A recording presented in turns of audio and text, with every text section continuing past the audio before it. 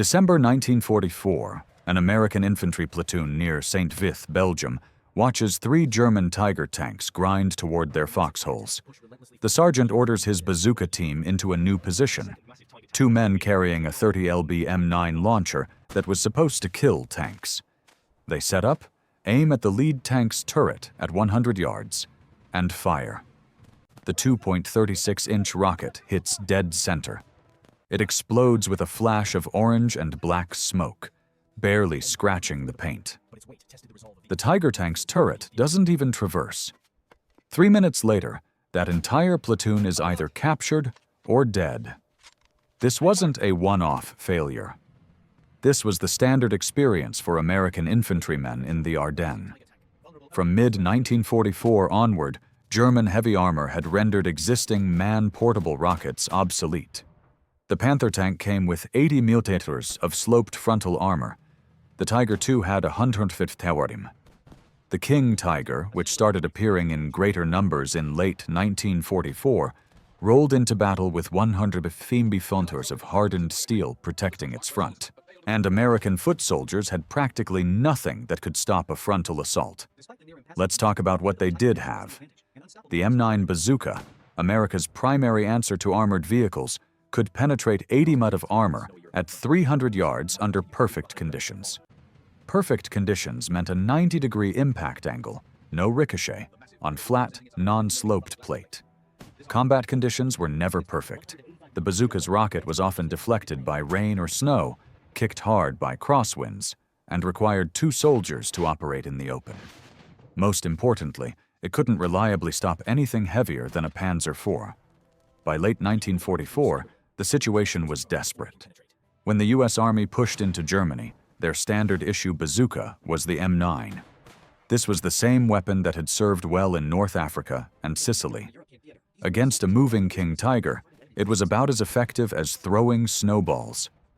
Some airborne units carried gammon bombs, devices you were supposed to physically place on a tank's engine deck. The survival rate for paratroopers attempting this maneuver was roughly what you'd expect for someone running toward a 70-ton steel behemoth. The British supplied the Piat, projector, infantry, anti-tank, which launched a 2.5 lb bomb using a powerful, cumbersome spring. It had a practical range of about 115 yards, required immense strength to cock, and frequently failed to penetrate the thick hides of late-war German tanks.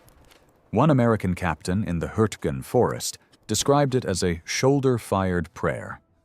The Soviets had the RPG-43 grenade that required soldiers to get within 20 yards of tanks spitting machine gun fire. Here's what made this situation genuinely terrifying for Allied commanders. Blitzkrieg doctrine was evolving. German armored philosophy by late 1944 centered on overwhelming breakthroughs with heavy tanks. Panzers supported by panzer grenadiers and artillery, all moving in coordinated assaults. When a King Tiger battalion attacked your line, you couldn't just dig in and wait for your own Shermans to arrive. Your own Shermans were probably burning 2 kilometers back. You needed something a 20-year-old rifleman could carry, aim, and fire before that Tiger's cannon turned him into red mist. Something that would actually punch through the armor and stop the tank. By late 1944, after watching entire regiments get mauled by German heavy panzers in France and the Low Countries, Allied field commanders were sending the same frantic message to the rear. Give us something portable that kills heavy tanks, or we're going to lose men by the thousand, one overrun company at a time. The casualty reports made the physics brutally clear. During the Lorraine campaign in 1944, German Panther tanks decimated Allied attacks specifically because foot soldiers had no effective countermeasure. The problem wasn't bravery or tactics. The problem was engineering. Infantrymen were bringing 80 mm of penetration to a 150 m armor fight. And that's the situation facing U.S. Army ordnance in late 1944. Fix this problem immediately, or start writing letters to families explaining why their sons were helpless against machines they couldn't damage. The solution arrived in the form of 2 Army engineers, standing in a Detroit arsenal with a wider tube and a radical idea. Major John Cole had spent weeks working on a larger caliber rocket, a bigger explosive projected by a more powerful motor that a soldier could theoretically handle. The prototype barely worked, but the rocket's backblast was powerful enough to knock the operator off his feet. Not ideal. Captain Robert Miles watched one of Cole's test launches and asked the critical question, "What if we don't just upgrade the rocket? What if we redesign the whole system for a bigger warhead?" Cole looked at him like he'd suggested building a new tank out of spare parts. Then they ran the numbers. A slightly larger tube, open at both ends, would allow a much larger rocket motor's exhaust to vent safely backward while the projectile flew forward. The operator would stand clear of the backblast, aim, fire, and if the physics worked, stay conscious. They tested the first prototype in October 1944 at the Aberdeen Proving Ground in Maryland. Miles found a wider piece of seamless tubing, measured it to match the new rocket's diameter, and fashioned a new electrical firing system. They mounted it on a modified shoulder stock from an M9 Bazooka. The entire assembly looked like something cobbled together in a high school shop class, because that's essentially what it was. The first test shot went 80 yards and struck within 5 feet of the target. The second shot went 70 yards and landed 10 feet right. The third shot flew perfectly straight and punched a clean hole through a captured Panther tank's side armor. But here's what mattered. The tube didn't buckle. The operator didn't get knocked out. And the rocket motor generated enough velocity to potentially defeat a heavy tank. Army Ordnance observers watching from a concrete bunker saw exactly what they needed: a portable concept that could turn the tide. General Marcus Thorne, Chief of Ordnance Development, saw the demonstration and immediately ordered the project to be fast-tracked. By November 1944, they had a designation: the M20 rocket launcher. By December, someone nicknamed it the Super Bazooka. The name stuck before the official paperwork could even be filed. Now came the challenges. The M20 launched a 9 lb rocket with a 3.5-inch diameter shaped charge warhead. Shaped charges work through a remarkable physics principle. An explosive formed around a copper cone focuses the blast into a molten jet of metal that slices through steel like a plasma torch. In theory, the M20's warhead could penetrate over 10 inches of armor plate. In theory. In practice, stability was a major issue. At 75 yards, a critical range for infantry combat, the larger rocket could yaw unexpectedly. At 150 yards, you were essentially aiming at a specific tank and hoping to hit it. The problem wasn't the warhead's power or the motor's thrust. The problem was aerodynamics. Without a way to stabilize the heavier rocket's flight, small variations in wind or motor burn would send the projectile off course. Sometimes it flew true, sometimes it drifted, sometimes it veered off like a badly thrown football. Field tests in late 1944 showed the scope of the problem. Soldiers at Fort Bragg fired 100 test shots at stationary tank targets at 100 yards. Hit rate, 42%. Against a moving target, hit rates fell below 25%. Officers watching these tests did the grim calculation. If your bazooka team only hits 1 shot in 4, and you only get 1 chance before that tank's machine gunner spots you, you're not stopping an armored assault. You're just making noise before you die. By December 1944, Army Ordnance faced a stark choice: scrap the Super Bazooka program or fix the stability problem before thousands of GIs faced Tiger tanks with a weapon they couldn't aim. The proposal landed on Colonel Frank Fletcher's desk at Aberdeen Proving Ground in January 1945, like an unpinned grenade. A civilian ordnance consultant named Dr. Arthur Klein had spent a month analyzing the M20's stability failures and concluded the Army was solving the wrong problem. Instead of tweaking the motor or the warhead's weight, he suggested they add stabilizing fins to the rear of the rocket itself. Fletcher's response, according to meeting notes, was swift. Absolutely not. His logic seemed sound to everyone present. Fins add weight and complexity. They can be damaged during transport. They might not deploy correctly in cold weather. They could alter the rocket's center of gravity, making the problem even worse. This gyroscopic spin stabilizes the bullet's flight. But the Super Bazooka wasn't firing a bullet. It was firing a rocket with its own motor still pushing it. Fletcher argued that adding fins would create unpredictable aerodynamic drag. The weapon might become even less accurate or worse. The rocket could veer sharply and endanger friendly troops. There was another concern that Fletcher didn't voice, but everyone understood. They'd already begun tooling up for production of 20,000 M20 rockets. These weapons were on the verge of mass production at 2 factories. Some were already being rushed to the front in Europe. If fins proved necessary, every single rocket would need to be either scrapped or recalled and rebuilt. The cost would be astronomical. The delay would mean troops fighting through the Battle of the Bulge and beyond without an effective answer to German heavy tanks. Klein pushed back.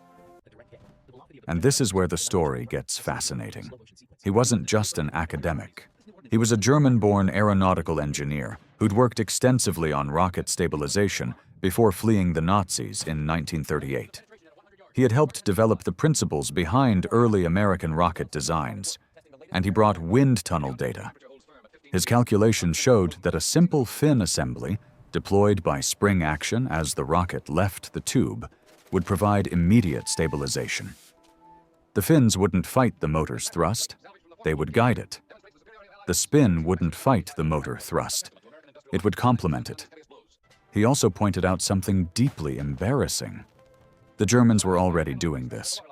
Intelligence reports from captured Panzerschreck rockets, Germany's upgunned copy of the original American Bazooka, showed the Germans had added a fin stabilizing ring to their projectiles, and their accuracy was significantly better than the American M9.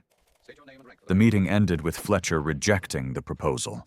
His written denial cited unacceptable production delays and insufficient field testing. In military bureaucratic terms, that meant, we're not risking our production schedule on your theory when we have a design that is good enough. Klein had one option left. He knew Major Cole from earlier ordnance development work. Cole, despite his rank, had a reputation for championing effective solutions. More importantly, Cole had General Thorne's respect. So Klein did what determined engineers have done since the invention of bureaucracy. He went around the official chain of command. Within 3 days, Cole had arranged for Klein to brief Thorne directly. The general listened for 20 minutes to the explanation about aerodynamic stability, rocket motor physics, and German intelligence reports. Then he made a decision that would change the course of American anti-tank warfare: approve construction of 100 finned prototypes for a live-fire comparison test. If Klein's theory failed, the project was dead. If it succeeded, full production changes would begin immediately, cost be damned. Fletcher was overruled by his commanding officer, which made the upcoming test a matter of personal and professional pride. The standard military response to being overruled is to design a test so rigorous it proves you were right all along. If the fins failed under harsh conditions, Fletcher's caution would be vindicated. If they succeeded, he'd order the modifications and take credit for ensuring due diligence. Either way, the institution would protect itself. The test date was set for January 15, 1945. Aberdeen Proving Ground, captured German King Tiger armor plate. 20 shots with standard M20 rockets. 20 shots with Klein's finned prototypes. Everything measured, documented, and witnessed by a full board of inquiry. Before we get to that frigid morning at Aberdeen, you need to understand why adding fins to a rocket would make it punch through 10 inches of steel instead of 5. The physics here is crucial, and it's not what most people assume. First, let's talk about what happens when a shaped charge warhead strikes armor. The warhead contains a high explosive charge behind a cone of copper. Think of a copper funnel, point facing backward toward the explosive. When the warhead detonates, the shockwave collapses that copper cone inward at speeds over 25,000 feet per second. This collapse turns the copper into a superheated jet of plasma, a stream of metal so hot and fast it behaves more like a liquid than a solid. This jet, traveling at nearly Mach 30, hits the armor and literally melts its way through, creating a narrow but devastatingly deep penetration channel. Here's the key part. The jet forms in microseconds, about 30 millionths of a second after impact. The geometry of that impact has to be perfect. If the warhead strikes at an angle, even 20 degrees off perpendicular, penetration effectiveness drops by 40%. At 45 degrees, you might not penetrate at all. The jet forms but splatters across the armor's surface instead of boring through. This is why the standard M20 rocket's instability was such a catastrophe. A rocket drifting through the air might hit the tank at a slight angle, nose right, nose up, or any random orientation. Even when it hit, it often failed to deliver its full penetrating power. Now add fins. A finned rocket stabilizes itself the moment it leaves the launch tube. This aerodynamic stability works through basic principles, like the feathers on an arrow. The fins resist any tendency of the rocket to yaw or tumble. For the M20 rocket, this meant once it left the tube pointed at the target, it stayed pointed at the target for its entire flight. No drifting, no wobbling, just a straight line to the point of aim. But Klein understood something more profound. The stability didn't just ensure a straight trajectory. It ensured a perpendicular impact. Research from 1943 by German physicist Werner Heisenberg had shown that the angle of impact was the single most critical factor in shaped charge effectiveness. A stable rocket would almost always strike nose first. Too much spin, over 10,000 RPM, would actually disperse the jet due to centrifugal force. But moderate spin in the 2,000 to 3,000 RPM range helped the jet maintain its focused power by smoothing out tiny imperfections in the copper liner. Think of it like this. An unstable rocket hitting a tank is like trying to drill a hole with a wobbling drill bit. You might make a dent, and even if you do, the hole will be shallow and messy. A fin-stabilized rocket is like using a drill press. You hit exactly where you aim, and you apply force in a perfectly straight line. The math backed this up. Klein's calculations predicted finned rockets would maintain a nose-forward orientation within 5 degrees of their launch axis over a 150-yard flight. This meant the shaped charge jet would form perpendicular to the armor surface nearly every time, maximizing its penetrating force. The standard M20 rockets were hitting with angular variations of up to 30 degrees, which explained why their penetration results were so wildly inconsistent. There was also a secondary benefit no one had fully anticipated. The stabilized flight meant the rocket retained more of its velocity over distance. This meant it spent less time in the air, giving the target less time to move and the wind less time to affect its path. That extra velocity also translated to a harder impact, slightly improving penetration even before the shaped charge did its work. So the promise was this: fins would deliver consistent, nose-first impacts at higher effective velocities, which would generate perfectly formed shaped charge jets hitting perpendicular to the armor, which should, in theory, produce 11 inches of penetration at 100 yards. That's more than double what the standard M20s achieved on their best days. And more importantly, it would be consistent. Every shot, the same result. Theory is one thing. Testing is where ideas either fly straight or fall short. January 15th, 1945, was bitterly cold at Aberdeen Proving Ground. The temperature at dawn was 15 degrees, with a biting wind sweeping in from the northwest, the kind of cold that seeps into your bones and makes steel painful to touch. Not the best conditions for testing experimental munitions, but the final push into Germany was underway, and if these finned rockets were going to make a difference, the testing couldn't wait for spring. The test range was set up with brutal simplicity. 150 yards downrange, engineers had welded a captured King Tiger's turret front plate to a steel frame. The plate was 185 meters of rolled homogeneous armor, the thickest operational tank armor in the world, capable of shrugging off shells from most Allied tanks. Behind the plate, they stacked sandbags to measure the energy of any successful penetration. Beside the King Tiger plate stood other steel plates of varying thicknesses: 6 inches, 8 inches, 10 inches, 11 inches. These would determine the absolute maximum penetration. The observation bunker held a dozen officers and engineers, including Colonel Fletcher, General Thorne, Major Cole, and Dr. Klein. Official protocol required a board of witnesses for any test that could change standard-issue ordnance. Several Aberdeen ballisticians were present to certify the measurements. A stenographer recorded every word. The mood, according to Cole's memoirs, was as frosty as the ground outside. The test protocol was direct. 20 shots with standard M20 rockets at 100 yards, followed by 20 shots with Klein's finned prototypes at the same range. 3 different gunners for each weapon to cancel out user error. Targets would be inspected after every 5-shot group. Hit rate, penetration depth, and impact angle would all be recorded.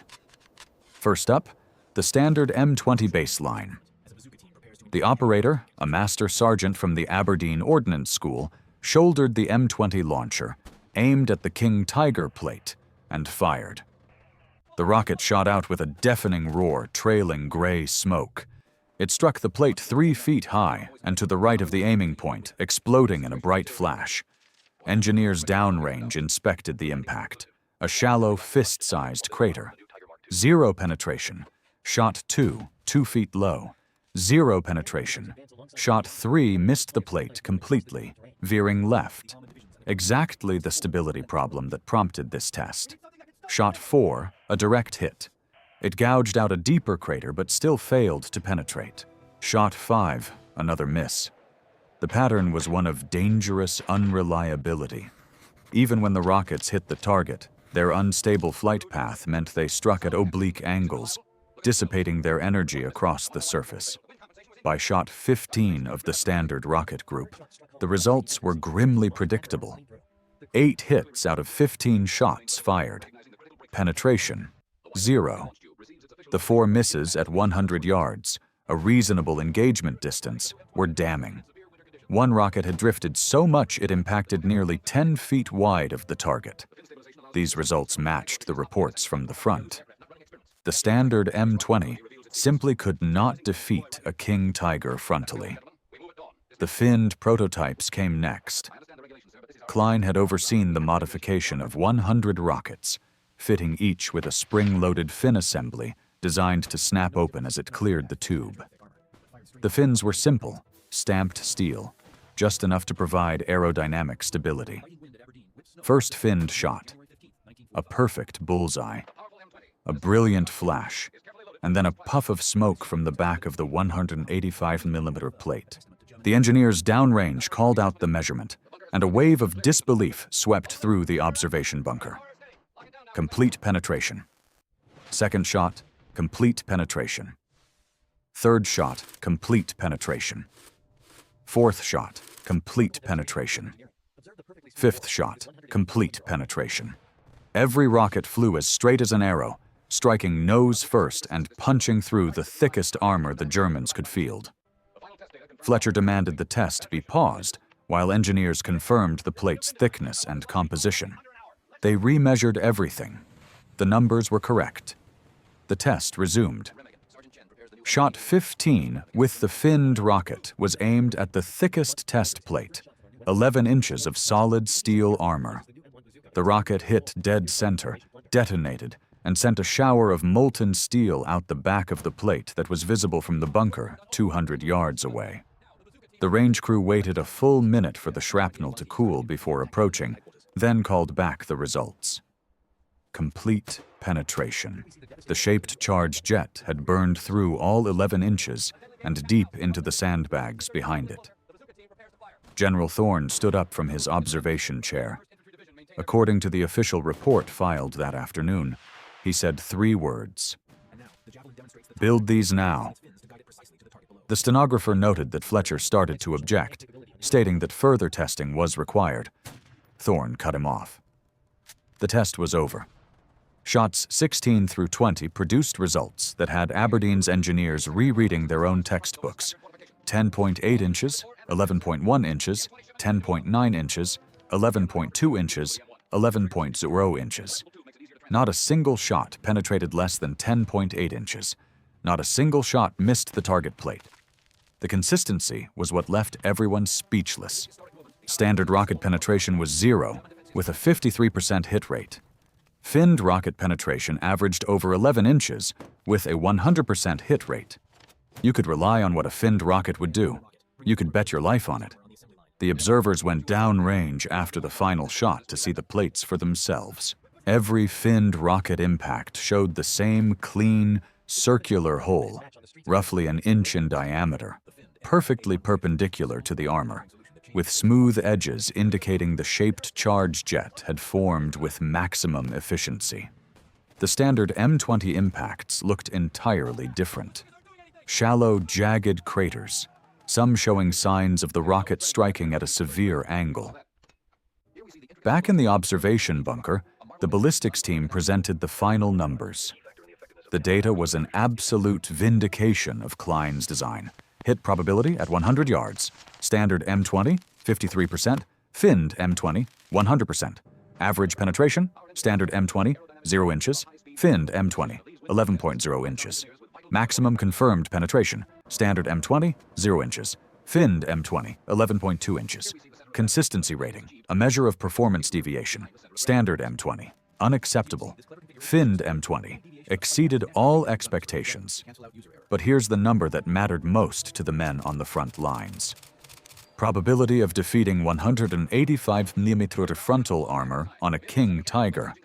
Standard M20 rocket, 0%. Finned M20 rocket, 99%. A soldier with a finned M20 rocket could reliably kill the most powerful German tank he would ever face. A soldier with the standard version would die trying. General Thorne convened an emergency decision meeting in Aberdeen's main hall. Present were Fletcher, Cole, Klein, 4 ordnance production heads, and 2 logistics colonels. The meeting took less than 30 minutes. The question wasn't whether to adopt the Finns. The test data had made that unavoidable. The question was how fast they could retool the production lines and get them to Europe. Production heads reported that manufacturing the Finn assemblies was simple, but retrofitting tens of thousands of existing rockets would be a logistical nightmare. Each rocket would have to be uncrated, disassembled, fitted with the Finn assembly, reassembled, and recrated. Time per rocket, approximately 15 minutes. Cost per rocket, $18 for parts and labor. With 3 factories running modification lines 24/7, they could convert the existing inventory in 3 months. The logistics officers delivered the bad news. 20,000 M20 rockets had been manufactured. 12,000 were still in depots in the U.S. and could be modified before being shipped. 8,000 were already in the European theater of operations. 3,000 in France, 3,000 in Belgium, and 2,000 at supply dumps in England. Recalling those weapons for modification was impossible. The war wouldn't wait. Thorne made the decision in seconds. Begin manufacturing new rockets with fins integrated immediately. Ship them by air freight to Europe. Develop a field kit to retrofit the rockets already overseas. The first finned M20 rockets reached combat units in late February 1945, just in time for the final push across the Rhine. The 9th Armored Division received 500 new M20A1 launchers and rockets, the new designation for the finned munitions, during the fight for the Ludendorff Bridge at Remagen. Sergeant Michael Chen's after-action report from March 7th described an engagement that would have been a suicide mission a month earlier. His two-man team engaged a King Tiger at 80 yards, fired one shot, and watched the tank's turret hatch blow open as the crew bailed out, their vehicle burning. First shot, total kill. He wrote that his men finally had a fair fight. By March, production had shifted entirely to the finned models. The M22A1 Super Bazooka, an improved system with a better sight and a two-piece barrel for portability, started rolling off assembly lines with the new rockets as standard issue. These were the weapons that crossed the Rhine in Operation Plunder, where the 82nd Airborne used them to shatter German armored counterattacks. Lieutenant Colonel James Gavin's paratroopers reported their bazooka teams accounted for 14 confirmed heavy tank kills during the first 2 days of the operation. The Ruhr Pocket in April 1945 was the final stress test. German forces threw their remaining panzer divisions at the Allied encirclement, including veteran SS units equipped with King Tigers. But the M20A1's 11-inch penetration capability meant even these behemoths were vulnerable. Private David Kenyon, a bazooka gunner with the 2nd Infantry Division, later described stalking a King Tiger in a ruined factory. "You knew if your shot was true, you'd punch right through it. That knowledge let you get close, let you do your job." D-Day, June 6, 1944. Every American infantry company that hit Utah and Omaha beaches carried at least 4 bazooka teams. The weapons proved essential not just against armor, but against fortified German positions, where the shape-charged jet could blow through concrete gun imp placements. The real proving ground came during the final battles for Germany. American infantry divisions advancing into the heart of the Reich ran into desperate, last-ditch German armor assaults constantly. This was exactly the scenario the Super Bazooka was designed for. Close-quarters combat, where a single infantryman's weapon could decide the fate of a battle. The 3rd Armored Division logged 42 confirmed heavy armor kills with M20A1s during the drive to Berlin. Tank destroyers and Pershing tanks got most of the headlines, but the private journals of infantrymen tell the real story. Bazooka teams often stopped German tanks before friendly armor could even get into position. The Ardennes offensive in December 1944, the Battle of the Bulge, tested everything. German Panther and Tiger tanks smashed through American lines in fog and snow. Isolated infantry units found themselves defending crossroads and towns with bazookas as their primary anti-tank weapon. By the time American forces met the Soviets at the Elbe River in April 1945, the Super Bazooka had accounted for over 400 confirmed German heavy armor kills in the European theater. That 400 number tells only part of the story. The real revolution was in the confidence it gave the common infantryman. Before the finned M20A1, portable rocket launchers were weapons of desperation that might work if you were lucky. After Aberdeen's January 1945 test, they became precision instruments that infantry commanders could rely on. And every rocket weapon America developed in the post-war era started with one non-negotiable requirement. It must have stabilizing fins. The 3.5-inch M20 Super Bazooka that became standard issue after the war came, with fins machined directly into the rocket body during manufacture. This weapon could penetrate 11 inches of armor, enough to threaten any tank in the world at the time. When North Korean T-34 tanks rolled south in June 1950, American infantry units rushed to the front, stopped them with M20s, weapons that existed because Klein convinced skeptical officers that aerodynamic stability was worth the effort just 5 years earlier. Korea proved the value of fins in ways World War II never could. The terrain, steep hills, tight valleys, city streets, meant tanks and infantry were constantly fighting at close range. The M20's accuracy allowed a two-man team to hunt and destroy tanks from concealed positions with a high probability of success. After-action reports from the defense of the Pusan perimeter in August 1950 show bazooka teams were responsible for 58 T-34 kills in 3 weeks. First Lieutenant Lee, Iron Mike Mitchell's company knocked out 6 tanks in a single afternoon near Pohang Dong, using tactics that were entirely dependent on the weapon's straight-shooting performance. The technology became universal. When the Army developed the M72 Law, light anti-tank weapon, in 1963, designers incorporated folding fins into the rocket from the very first blueprint. Every Law fired in Vietnam, and millions used the same stabilization principle Klein had championed. The Tau anti-tank missile system, fielded in 1970, combined fin stabilization with wire guidance. The AT-4, which replaced the Law in the 1980s, featured advanced fin designs optimized by supercomputers that still adhered to Klein's original aerodynamic principles.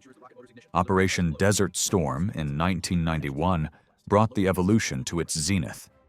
American infantry carried AT-4s and Dragon anti-tank missiles, all fin-stabilized, all delivering first-shot kills against Iraqi armor. But they also carried something newer, the Javelin, a fire-and-forget missile that used pop-out fins to guide itself to a tank's vulnerable top armor. The guidance system was 21st century technology. The fin stabilization ensuring the missile flew true was 1945 technology that no one had found a reason to improve upon. The Marine Corps adopted the SMAW, shoulder-launched multi-purpose assault weapon, in 1984, specifically because its fin-stabilized rockets delivered consistent accuracy against both armor and fortified bunkers. U.S. Marines used the SMAW in Iraq and Afghanistan for more than 3 decades. The weapon's reputation for unerring accuracy traced a direct line back to the engineering principles validated on that frozen field at Aberdeen. Even modern systems like the Predator drone's Hellfire missile feature pop-out fins for stable flight. 80 years after Klein's test, American soldiers still carry weapons built on his core insight. Make the rocket fly straight, and it will win the fight. Dr. Arthur Klein never became a household name. Most soldiers who used the Super Bazooka to stop tanks in Korea or Vietnam never heard of him. He died in 1987 in Boston, his obituary mentioning his work in aeronautics, but saying nothing about the Aberdeen test that saved countless American lives. Major Cole received a Legion of Merit for his role in developing the M20 and retired as a brigadier general in 1968. The official credit for the fin-stabilized rocket went to the innovative spirit of the U.S. Army Ordnance Department. But every infantryman who shouldered a rocket launcher after January 15, 1945, owed his confidence to one civilian engineer who refused to accept that good enough was good enough.